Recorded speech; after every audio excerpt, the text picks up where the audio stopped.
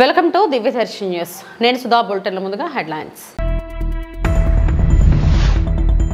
పొంచి ఉన్న వానగండం వాయుగుండంగా బలపడ్డ అల్పపీడనం తీవ్ర తుఫానుగా మారే అవకాశం.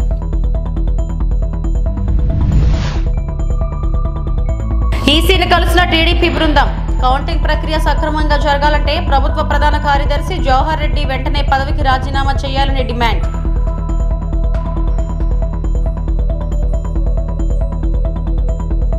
ఎన్నికల కమిషన్ నియమించిన అధికారులే సస్పెండ్ అయితే వైఫల్యం ఎవరిది? రాష్ట్ర విద్యాశాఖ మంత్రి బొత్స సత్యనారాయణ సూటి ప్రశ్న.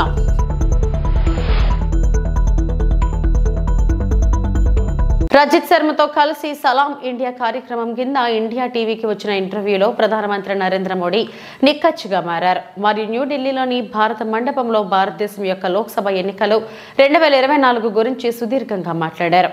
దేశ ఆర్థిక మంత్రిగా చాలా కాలం పనిచేశారు. ఈ పార్లమెంటులో ఈ యుగంలో వీరంటారు, ఈ దేశంలో మొబైల్ ఫోన్ ఎవరికి తెలుసు, ఇంటర్నెట్ గురించి ఎవరికి తెలుసు, ఈ ఫిన్టెక్కి దీనికి సంబంధం ఏంటి అని. ఇదేమి పురాతన విషయం కాదు, కొన్ని సంవత్సరాల క్రితం జరిగింది. ఇక రెండో వైపు నా దేశం డిజిటల్ ఇండియా దశలో G20 గ్రూప్లో నేను చూసిన ప్రతి దేశం నన్ను అడిగింది, ఇంత పెద్ద రెవల్యూషన్ ఎలా వచ్చిందని. ఈ జనాలు నేటికి విదేశీయులు వచ్చినప్పుడు వారి ఎంబసీ వారిని రోడ్డు పక్క స్టాల్స్కి తీసుకెళ్లి చూపిస్తారు, చూడు ఈయన ఆన్లైన్ పేమెంట్ తీసుకుంటాడని.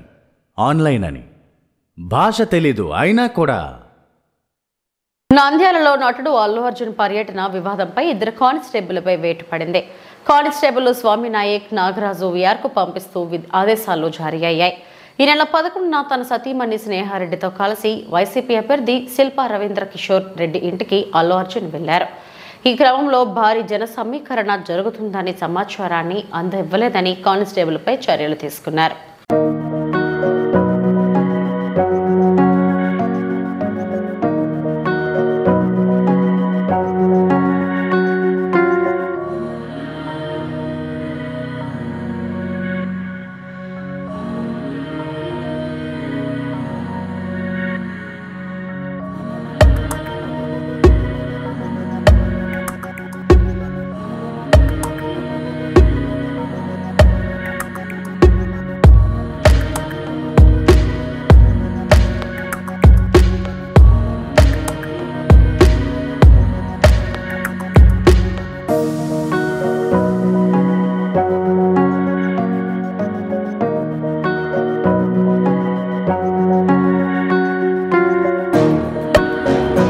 ఎన్నికల కమిషన్ నియమించిన అధికారులే సస్పెండ్ అయితే వైఫల్యం ఎవరిదని రాష్ట్ర విద్యాశాఖ మంత్రి బొత్స సత్యనారాయణ ప్రశ్నించారు.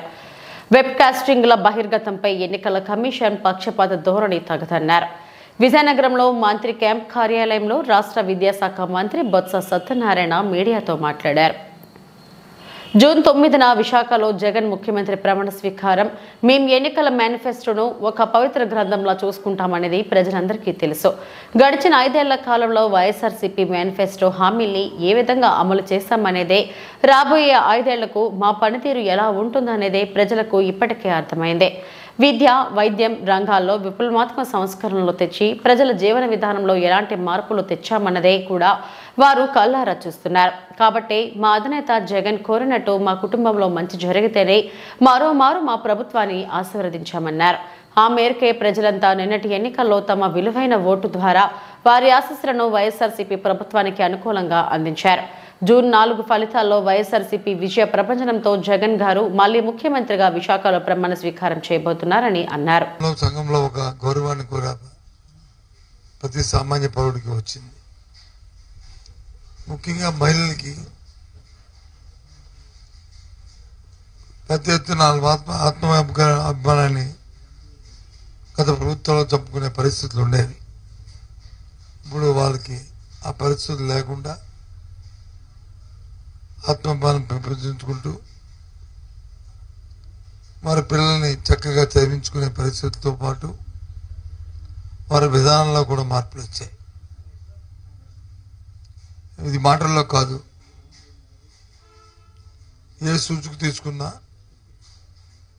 అన్ని సూచికలు కూడా ఇంతకుముందు దేశంలో 17-18 స్థానాలు ఉన్న జీడిపి కానీ పర్ క్యాపిటల్ ఇన్కమ్ కానీ లేదు పావర్టీలో ఉన్న రిలేషన్ కానీ అన్నీ కూడా ఇప్పుడు 3, 4, 5 స్థానాల్లోకి రాష్ట్రం రావడం అనేది గొప్ప పరిణామం. బంగాళాఖాతంలో వాయుగుండం బలపడింది. ఆంధ్రప్రదేశ్పై తుఫాను ప్రభావం ఉండదని వాతావరణ శాఖ వెల్లడించింది. పశ్చిమ మధ్య బంగాళాఖాతంలో ఏర్పడిన వాయుగుండం తీవ్ర వాయుగుండంగా బలపడుతుంది. నేటికి వాయుగుండం తుఫానుగా మారనుంది. ఈ తుఫానుకి రేమాల్గా నామకరణం చేశారు. ఇవాళ సాయంత్రానికి తీవ్ర తుఫానుగా మారనున్నట్లు వాతావరణ శాఖ వెల్లడించింది. ఆదివారం మే 26వ తేదీన అర్ధరాత్రి బెంగాల్, బంగ్లాదేశ్ మధ్య తీవ్ర తుఫానుగా తీరం దాటే అవకాశం ఉన్నట్లు వాతావరణ శాఖ అధికారులు తెలిపారు. తీరం దాటే సమయంలో గంటకు 90 నుంచి 110 కిలోమీటర్ల వేగంతో గాలులు వీస్తాయని తెలిపింది. ఉత్తర ఒడిశా, బెంగాల్, మిజోరాం, త్రిపుర, మణిపూర్ పై తుఫాన్ ఎఫెక్ట్ బాగా ఉంటుందని తెలిపింది ఐఎండీ. మత్స్యకారులు వేటకు వెళ్లదని వాతావరణ శాఖ హెచ్చరిక జారీ చేసింది.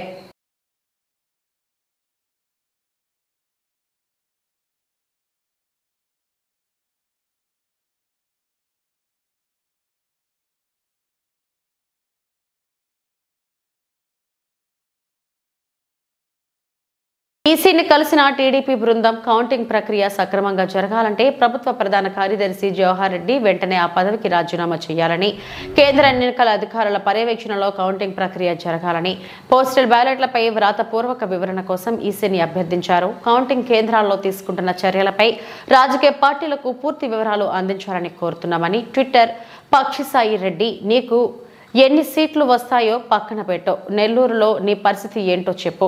టీడీపీ పోలింగ్ ఏజెంట్ శంకర్రావుపై దాడికి సంబంధించిన వీడియో క్లిప్పింగ్లు బయటకు వచ్చే వరకు పిన్నెల్లిపై కేసు నమోదు కాలేదు. టీడీపీ ఫిర్యాదు చేసిన పోలీసులు పట్టించుకోలేదు. సెక్షన్ 307ను పెట్టకుండా పిన్నెల్లికి అనుకూలంగా వ్యవహరించారని అన్నారు.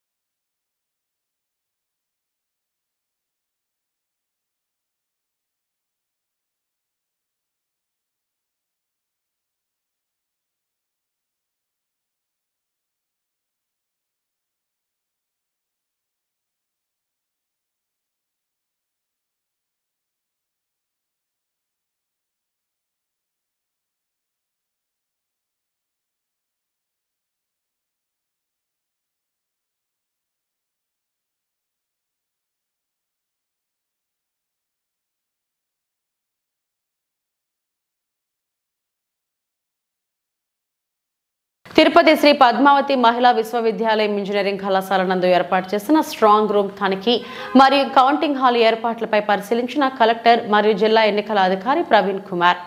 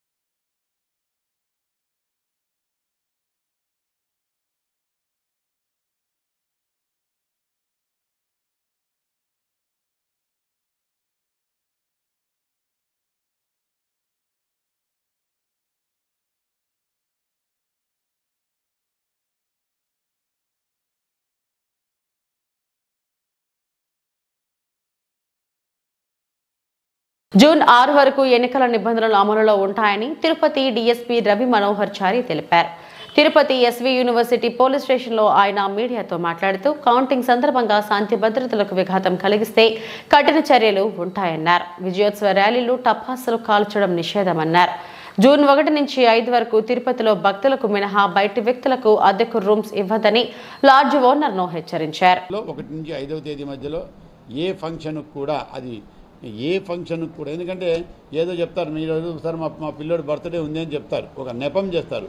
సో దాన్ని తీసుకొని ఏం చేస్తారు, ఆ విజయోత్సవాలను మీటింగ్ అనో ఇంకోటో చేస్తారు.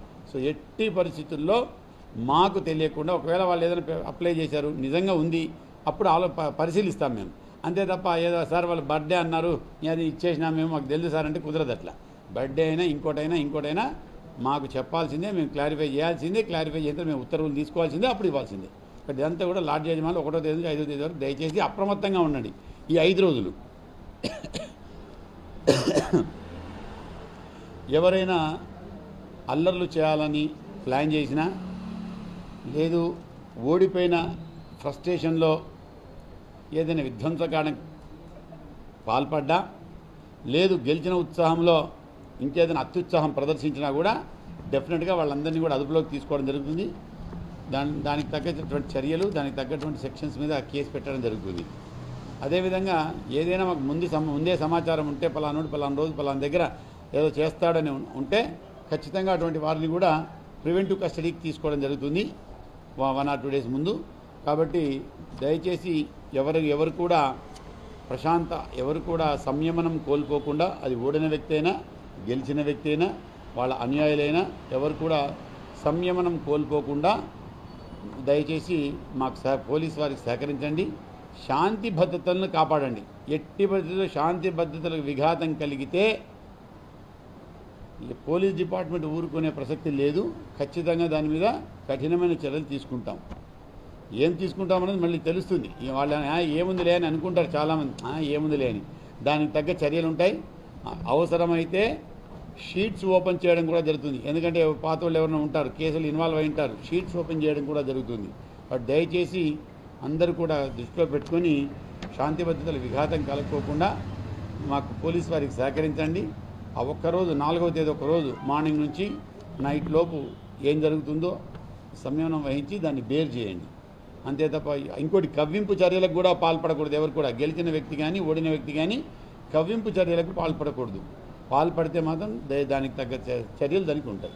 కాబట్టి దయచేసి ఇప్పుడు మేము చెప్తున్నటువంటి దాన్ని రిపీటెడ్ ఈ 5 రోజులు ఏదో ఈరోజు మేము చెప్పాము కాబట్టి అయిపోతుంది అనేటువంటిది కాకుండా దయచేసి మీడియా మిత్రులందరికీ మా విన్నపం ఏమంటే దీన్ని రిపీటెడ్గా, ముఖ్యంగా లోకల్ కేబుల్స్ ఉంటాయి, మన సిటీ కేబుల్ లాంటివి లోకల్ కేబుల్స్ కొన్ని ఉంటాయి. ఈ కేబుల్స్లో రిపీటెడ్గా గంటకోసారో 2 గంటలకోసారో లేదా ఎవ్రీ సెషన్కి ఒకసారో ఇప్పుడు మేము చెప్పినటువంటి ఈ ఏదైనా ఇన్స్ట్రక్షన్స్ ఏదైతే చెప్పినటువంటి సూచనలు ఏదైతే ఉన్నాయో ఇవన్నీ కూడా 5వ తేదీ వరకు దయచేసి ప్రసారం చేయండి. ఏదో మా బాధ్యత ఈరోజు ప్రెస్ మీట్ అయిపోయింది కాబట్టి ఈరోజు చేసేస్తాం కాబట్టి ఇక ప్రజలకు చేరిపోతుంది అనేటువంటిది కాకుండా, ఎందుకంటే ఇప్పుడు పెడతారు మర్చిపోతారు.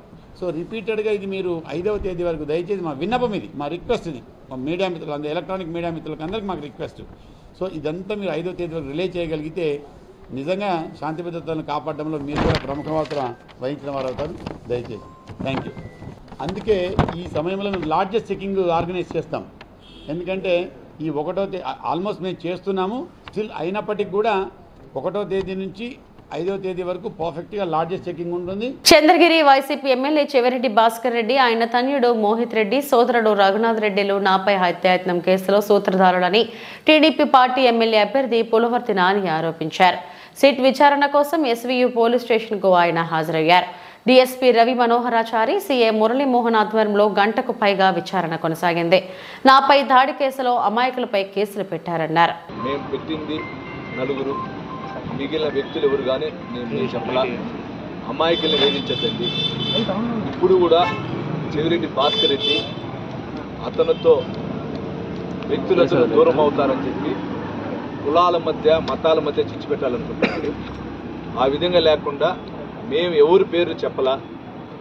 కర్మ కర్త క్రియ చెవిరెడ్డి భాస్కర్ రెడ్డి, మోహిత్ రెడ్డి, రఘునాథ్ రెడ్డి, భాను, మిగిలిన ఎవరు మాకు చూడలా. ఎవరు అనేది మేము చెప్పలా. అతని వర్గం దూరం అవుతారని చెప్పి ఉద్దేశంతో అతనే కొందరు పేర్లు పంపించి అతనే చేస్తున్నాడు. కాబట్టి దీన్ని పరిశీలించండి. మొన్న పెట్టిన రొట్టి చేసిన వ్యక్తుల్లో కూడా కొందరు ముద్దాయిలు అమాయకులు ఉన్నారు, వాళ్ళని కూడా పరిశీలించని కూడా చెప్పడం జరిగింది. న్యాయం చేయమని కోరటం జరిగింది. ఈ తెర వెనకున్న ముసుగు వీరుడిని బయట తీయండి అని చెప్పడం జరిగింది. మీ వల్ల ఎంతమంది కేసులు? మా వాళ్ళ పైన మొత్తం ఆల్మోస్ట్ 70 మంది పేరు, 75 మంది పేరు. ఏ కేసులు? 307లు 2, 435లు, 332. మీరు ఎంతమంది చెప్పినారు ఫిర్యాదు చేసి? నా కేసులో నేను ఇచ్చిన ఫిర్యాదు ఆ రోజు చెవిరెడ్డి భాస్కర్ రెడ్డి, చెవిరెడ్డి మోహిత్ రెడ్డి, చెవిరెడ్డి రఘునాథ్ రెడ్డి, భానుప్రకాష్. నేను చూసినట్టు పెట్టి ఇంతసేపు విచారం జరిగింది కదా, అంటే ఎవరన్నా మీకు సీసీ ఫుటేజ్ ఏమైనా చూపించి వీళ్ళంతా చూపించమని అడిగారా? లేకపోతే అంటే లోపల జరిగింది, కొంచెం బయట మొత్తం జరిగింది, మొత్తం ఎంప్లాయింగ్ అడిగారు, మొత్తం నేను చెప్పాను. అంటే మీరు ఇచ్చిన ఫిర్యాదులో ఉన్న పేర్లని ఏ చర్య తీసుకోలేదు కదా? వాళ్ళు ఎంక్వైరీ చేస్తాం, ఎంక్వైరీ చేసి మా ప్రకారం మేము వెళ్తా ఉన్నాం, మేము చేస్తామండి, న్యాయం చేస్తామండి. నేను న్యాయం చేస్తే నా వల్ల ఎటువంటి పొరపాటు జరగదు. నా వల్ల చంద్రుడి నియోజకవర్గంలో ప్రశాంతత ఉంటుంది. గెలిచేది నేనే, ప్రభుత్వం వచ్చే తెలియజేసమే. నేను ప్రశాంతత కూడా చిన్న గలాట లేకుండా ఉంటుంది చెప్పదు. ఇప్పుడు తిరుమలలో కొంతమంది, అదేవిధంగా ఈ గడ్డ కిందపల్లి ఎవరు మాకు సంబంధం లేకుండా మమ్మల్ని అరెస్ట్ చేశారు, కేసులు పెట్టారు అంటున్నారు. ఇది పోలీసులు తప్ప లేకపోతే మీ ప్రత్యర్థులు ఏమైనా వాళ్ళు? అంటే పోలీసులు తప్పు అనేది నేను చెప్పలేదండి. ప్రత్యర్థి ఎట్లున్నాడంటే అతని దగ్గర ఉన్నటువంటి వ్యక్తులందరూ నమ్మకుండా దూరం అయిపోయారు. ఆ దూరం అవుతున్నారు ఉద్దేశంతో వాళ్ళనే వేరే రూట్లో కొందరు ఉంటారు కదా, కింద స్థాయిలో వాళ్ళు ఉన్నారు, వీళ్ళు ఉన్నారు చెప్పి అతనే ఇరికిస్తున్నాడు. నాకు డౌట్ అండి. డోన్ జాతీయ రహదారి 44పై ఉంగరానిగుండ్ల గ్రామం వద్ద ఘోర రోడ్డు ప్రమాదం. ద్విచక్ర వాహనంను గుర్తు తెలియని వాహనం ఢీకొనడంతో అక్కడికక్కడే 3 మృతి చెందారు. పెయింటింగ్ వర్క్ ముగించుకొని డోన్ నుంచి బయలుదేరగా ముని, ప్రభాకర్, దశరథ అనే 3 యువకులను మృత్యువు కబలించింది. 2 యువకులు తుగ్గలి మండలం లింగనేని దొడ్డి వాసులు కాగా దశరథ అనే యువకుడు డోన్ మండలం చనుగొండ్ల వాసుగా గుర్తింపు. మృతులను డోన్ వైద్యశాలకు తరలించారు. ఊరికి బయలుదేరి వస్తుండగా మధ్యలో ఉంగరానిగుండ్ల దగ్గర గుర్తు తెలియని వాహనం 3 పిల్లల్ని ఢీకొనింది. అది ఏది కొట్టిందనేది ముగ్గురు లింగనందుడి గ్రామ నివాసులు, ఒకరు చనుగొండ్ల అబ్బాయి. 3 స్పాట్లో చనిపోయినారా? 3 స్పాట్లో చనిపోయారు. మీకేమంటారు? నాకు మునిరంగడు వచ్చేసి బామర్ది అవుతాడు, ప్రభాకర్ బామర్ది, మిగతా పర్సన్ వచ్చేసి పక్కన. నీ పేరు? నా పేరు పులికొండ రంగడు.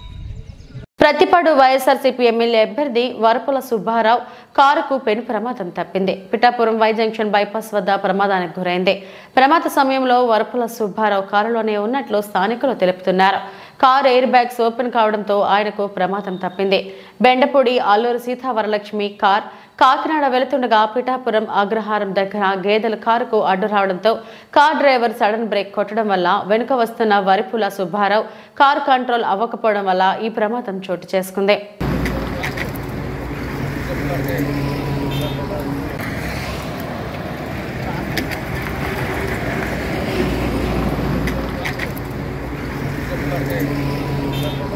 ప్రముఖ పుణ్యక్షేత్రమైన అన్నవరం శ్రీ వీర వెంకట సత్యనారాయణ స్వామి దేవస్థానంలో వార్షిక దివ్య కళ్యాణ మహోత్సవాలు ఘనంగా జరుగుతున్నాయి. నేడు 5వ రోజు శ్రీ స్వామివారి అనివేటి మండపం వద్ద దండి ఆడింపు కార్యక్రమాన్ని వేద పండితులు వేద మంత్రోచ్చరణ నడుమ మంగళ వాయిద్యాల నడుమ అత్యంత వైభవంగా రంగులు జల్లుకొని శ్రీ స్వామి అమ్మవార్ల ఉత్సవ విగ్రహములను అర్చక స్వాములు పట్టుకొని నృత్యం ఆడారు. కార్యక్రమంలో ఆలయ ప్రధాన అర్చకులు కోట సుబ్బయ్య, సుధీర్ శర్మ, పవన్ శర్మ, దత్తు శర్మ, ఇంకా ఆలయ అర్చకులు, భక్తులు, స్థానికులు, సిబ్బంది తదితరులు పాల్గొన్నారు.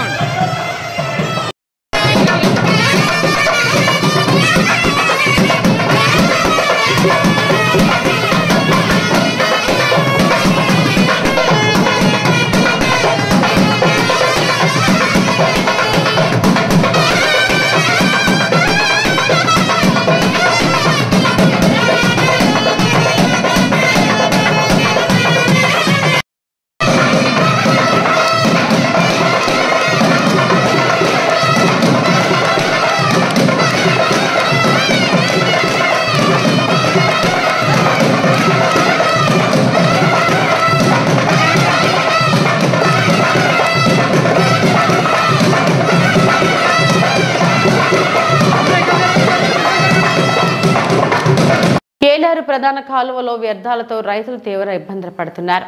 పెద్దాపురం మండలం కాండ్రుకోట గ్రామం నుంచి దివిలి గ్రామం మీదుగా వెళుతున్న ఏలేరు ప్రధాన కాలువలో పరిసర ప్రాంతాల్లో నివసించే గ్రామస్తులు పెద్ద ఎత్తున వ్యర్థాలు వదిలిపెట్టడంతో పాటు ప్లాస్టిక్ కవర్లు, పశువుల కబేలాలు వదిలిపెట్టడం, సాగునీరు కలుషితం అవడంతో పాటు పెద్ద సంఖ్యలో చెత్త కుప్పలుగా ఏలేరు కాలువ మిగిలిపోతుందని రైతులు ఆందోళన వ్యక్తం చేస్తున్నారు. ఈ వ్యర్థాలన్నీ తిరిగి రైతుల పంట పొలాల్లో చేరడంతో రైతులు తీవ్రంగా నష్టపోతున్నామని ఆవేదన వ్యక్తం చేస్తున్నారు. ఇరిగేషన్ అధికారులు చూసి చూడనట్లు వ్యవహరించడంతో పంట పొలాలు నాశనం అవుతున్నాయని ఆందోళన చెందుతున్నారు. ఇప్పటికైనా పర్యావరణ ప్రేమికులు, ఇరిగేషన్ అధికారులు ఏలేరు ప్రధాన కాలువలో ఎటువంటి వ్యర్థాలు వదిలిపెట్టకుండా కఠిన చర్యలు తీసుకోవాలని రైతులు విజ్ఞప్తి చేస్తున్నారు.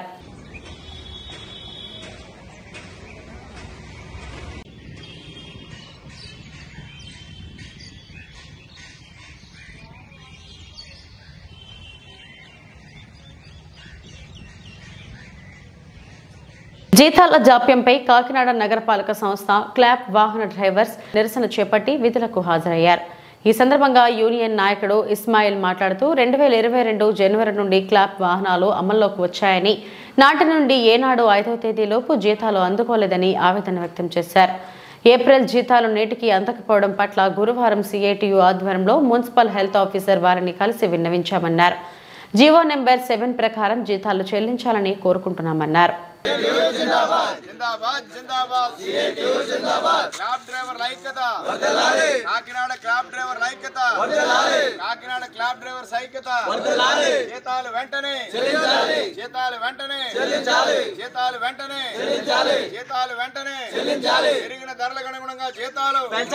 పెరిగిన ధరలకు అనుగుణంగా జీతాలు పిఎఫ్ఈఎస్ఏ సక్రమంగా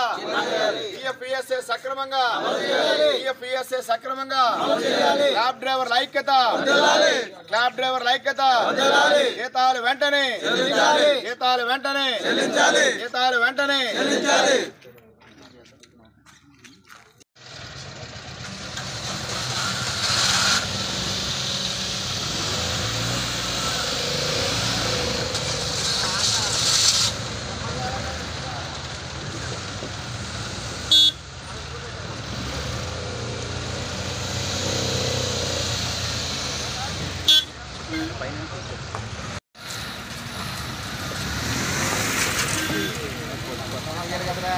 అయిపోయినాయి. నేను